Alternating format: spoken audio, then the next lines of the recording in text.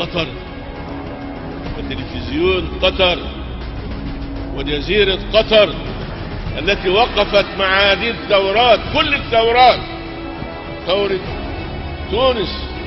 وثورة مصر وثورة ليبيا وثورة اليمن وثورة سوريا، ثورات الربيع العربي كلها وقفت معها قطر بإذاعاتها وتلفزيونها وبمالها وبرجالها.